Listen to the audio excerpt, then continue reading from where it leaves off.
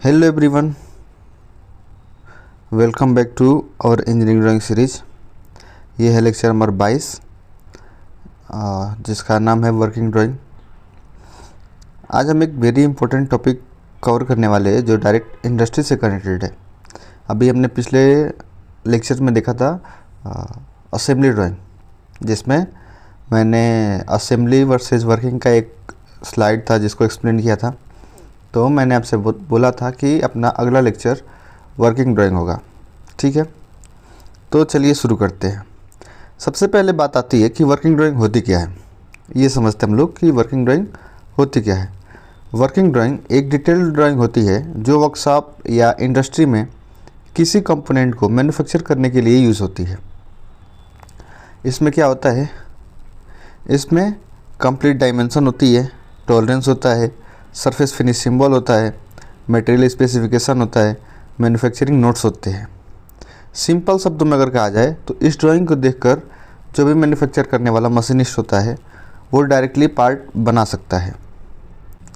अब जैसे में आप ये इमेज देखिए, ये एक वर्किंग ड्राइंग का एग्जांपल है। यहाँ सिर्फ एक कंपोनेंट दिख रहा है जिसका नाम है प्लेन स्लीव बियरिंग। इसमें क्या विजिबल है, डायमीटर्स दिख रहे, होल का, आउटर का कैसा कैसा है। फिर क्या दिख रहा है अपने को, ये विड्थ दिख रहा है, ये स्लीव का कितना है, टोटल का कितना है। ठीक है, तो इसमें लीनियर डायमेंशन दिख रहे हैं, टॉलरेंस इधर है जो कि अपने टाइटल ब्लॉक में है, टाइटल ब्लॉक दिख रहा है, और डायमेंशन किस में है ये दिख रहा है। ठीक है, क्रिएटेड बाय का नाम लिखा हुआ है, स्केल इधर है, और इधर मटेरियल भी लिखा हुआ है। तो ये सारी चीज़ें एक वर्किंग ड्राइंग में अपने को दिखती हैं। ठीक है, अभी ये ड्राइंग मैन्युफैक्चरिंग के लिए रेडी है, इसलिए ये एक वर्किंग ड्राइंग है। अभी पर्पज़ क्या है वर्किंग ड्राइंग का, है ना। वर्किंग ड्राइंग का मेन पर्पज़ क्या है, क्यों हम लोग वर्किंग ड्राइंग बनाते हैं। तो वर्किंग ड्राइंग हम लोग डायरेक्टली शॉप फ्लोर पे यूज़ करते हैं। ये मशीनिस्ट को फैब्रिकेशन के लिए गाइड करती है और इससे प्रोडक्शन एरर को अवॉइड कर सकते हैं। प्रॉपर फिट और इंटरचेंजेबिलिटी इंश्योर करती है। इंडस्ट्री और एग्ज़ाम दोनों में बहुत ही इम्पोर्टेंट है ये। इंडस्ट्री में अगर डायमेंशन गलत हो गया तो पूरा बैच रिजेक्ट हो सकता है, इसलिए वर्किंग ड्राइंग वेरी क्रिटिकल होती है। तो इसके लिए वर्किंग ड्राइंग हम लोग अच्छे से पढ़ रहे हैं। अभी मेन कंटेंट्स देख लेते हैं। एक प्रॉपर वर्किंग ड्राइंग में क्या क्या होना चाहिए। पहला है ऑर्थोग्राफिक जो रिक्वायर है, जैसे कि टॉप व्यू, साइड व्यू, ये सब पे बात हम लोग कर चुके हैं, एक लेक्चर पूरा ले चुके हैं। अगर आपने वो नहीं देखा तो मैं नीचे प्लेलिस्ट का लिंक दूंगा, उसमें आप जाके वो लेक्चर देख सकते हैं। कंप्लीट डायमेंशन होते हैं, डायमेंशनिंग भी हमने देख लिया है। फिर टॉलरेंस यदि उधर ज़रूरी है तो, अगर शाफ्ट का है, की का है, तो टॉलरेंस बहुत ज़रूरी होता है। तो अगर टॉलरेंस है तो उधर देना चाहिए, है ना। टॉलरेंस के बारे में हम लोग भी पढ़ चुके हैं। फिर सरफेस फिनिश सिंबल, अगर अपने को कुछ स्पेसिफिक टाइप की फिनिशिंग चाहिए तो हम लोग को उधर देना पड़ेगा। ठीक है, तो ये मैन्युफैक्चरिंग के लिए बेसिक रिक्वायरमेंट्स है। अभी इंडस्ट्री के हिसाब से मटेरियल डिटेल भी होना चाहिए, उसमें स्केल भी होना चाहिए, टाइटल ब्लॉक होना चाहिए, और जो भी रिक्वायर्ड नोट्स है, जैसे कि अगर बहुत सारे शार्प एजेस हैं और मुझे चाहिए कि सबको तोड़ देना है, मतलब कि थोड़ा राउंड कर देना है, कोई रेडियस मैंने स्पेसिफाई नहीं किया, तो मैं सिंपल एक नोट दूंगा कि ब्लंट शार्प एजेस या फिर ब्रेक शार्प एजेस। तो वो जो भी फैब्रिकेशन करेगा वो हर एक शार्प एज को थोड़ा थोड़ा राउंड कर देगा या फिर चेम्फर डाल देगा। ठीक है, जो भी मतलब बाहर लग रही होंगी उसको। अभी आप ये इमेज देखिए, है ना, इसमें थ्रेड स्पेसिफिकेशन भी दिया गया है। मेन कंपोनेंट के लिए मैं बता रहा हूँ आपको। इधर टॉलरेंस भी दिया गया है, यहाँ पे भी दिया गया है, यहाँ पे रेडियस का भी टॉलरेंस दिया गया है। फिर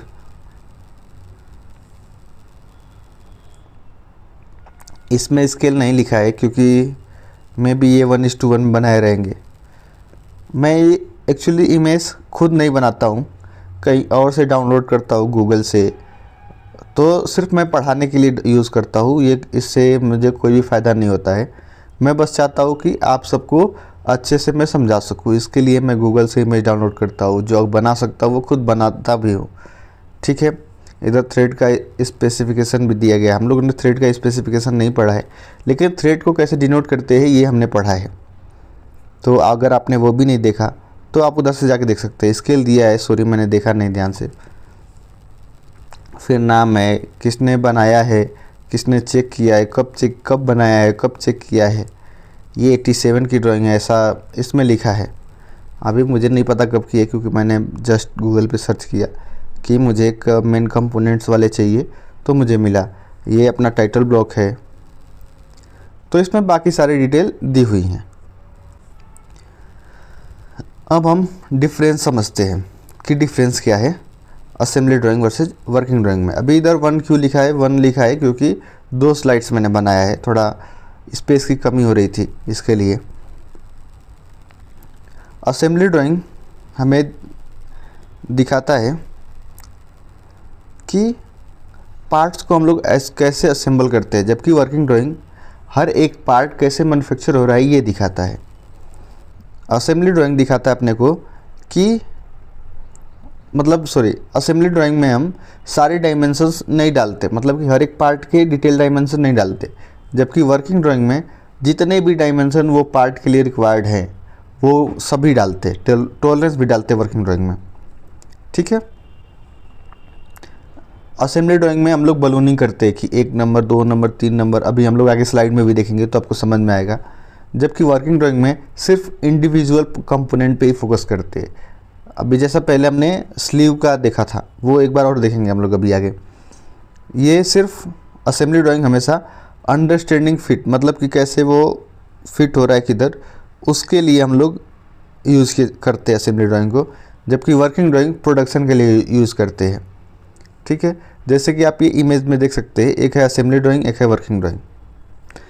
अभी मैंने बोला कि असेंबली ड्राइंग में बलूनिंग होती है ना, तो आप देख सकते हैं कि हर एक पार्ट की बलूनिंग है, जबकि इसमें कोई बलूनिंग नहीं होती। एक पर्टिकुलर पार्ट हमने फोकस किया हुआ है, इसमें कोई डायमेंशनिंग नहीं है। आप देख सकते हैं कैसे फिट हुआ है ये दिखाया गया है। कई बार डायमेंशनिंग दिखाते हैं कि ये पार्ट इससे, अगर 2 पार्ट जैसे है एक शाफ्ट पे, मान लीजिए ये 2 पार्ट है ना, और इधर की होल नहीं दिया गया है, मैं किसी भी वजह से या फिर इधर स्पेसर लगा के 2-3 इधर फिक्स कर रहा हूँ, तो उसके लिए मैं इन दोनों के बीच का डायमेंशन दूंगा असेंबली में, ताकि इसके और इसके बीच में मेरे को पर्टिकुलर डिस्टेंस मिले, है ना। तो हम लोग ये भी असेंबली ड्राइंग में डायमेंशनिंग भी देते हैं कभी कभी, हमेशा नहीं देते लेकिन कभी कभी दे भी देते हैं जब भी ज़रूरत पड़ता है अपने को।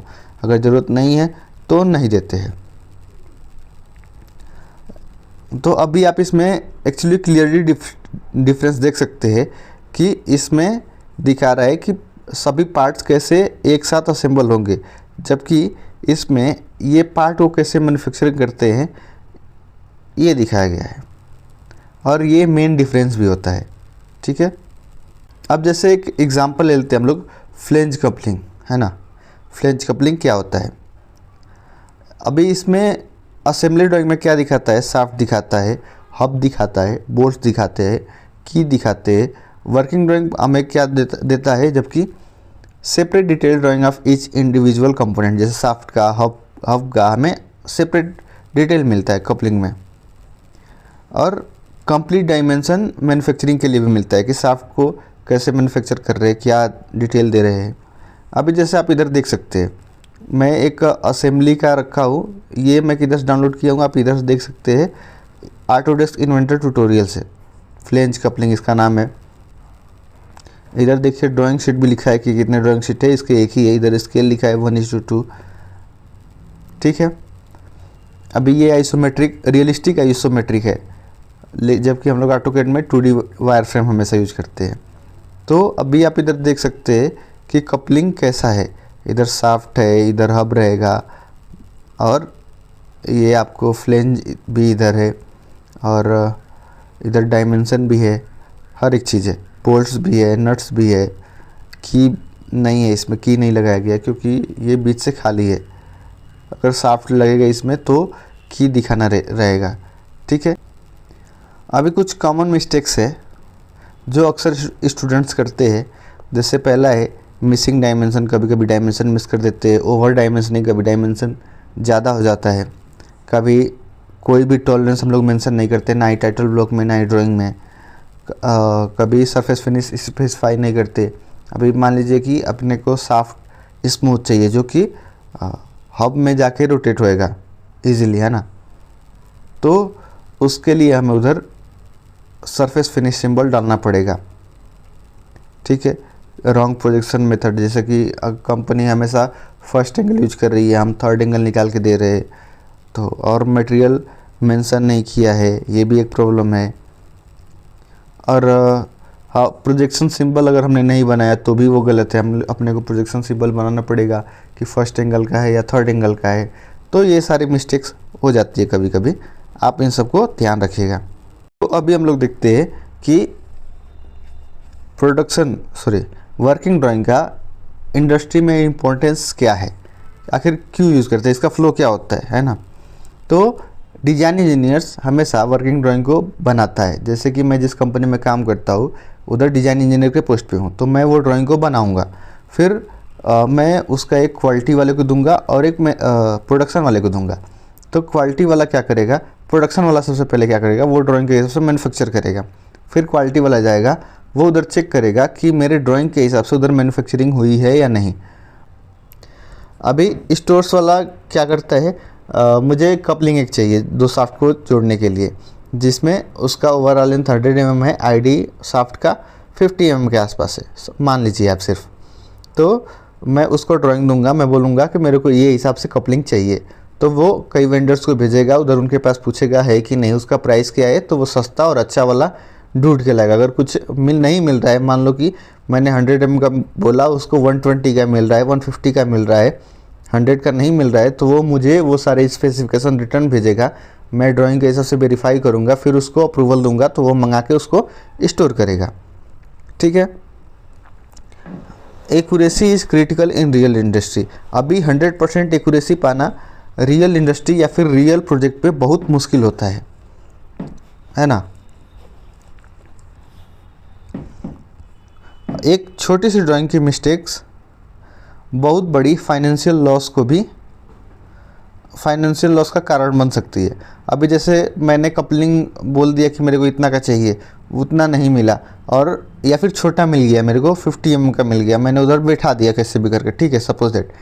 तो जब भी वो कपलिंग पूरा कैलकुलेट करके बनाया जाता है कि मेरे को कितना लोड ट्रांसफ़र करना है, अगर वो उतना लोड ट्रांसफ़र नहीं कर पाया और मशीन के चलते टाइम, हैवी लोड के टाइम वो टूट गया, तो उसके वजह से कुछ और भी टूट जाते हैं, या फिर जो मैंने पार्ट डाले वो मशीन से मैन्युफैक्चर करने के लिए वो ख़राब हो जाते हैं, तो काफ़ी ज़्यादा लॉस होती है, ठीक है।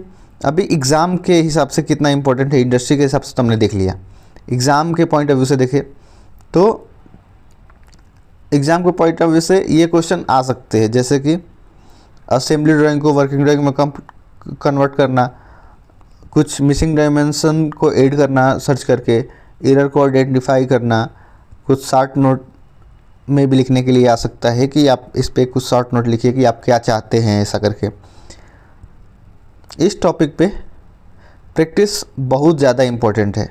अगर आप कई सारे ड्राइंग्स देखेंगे, करेंगे, तो आपके सोचने का, समझने का तरीका बदलता जाएगा।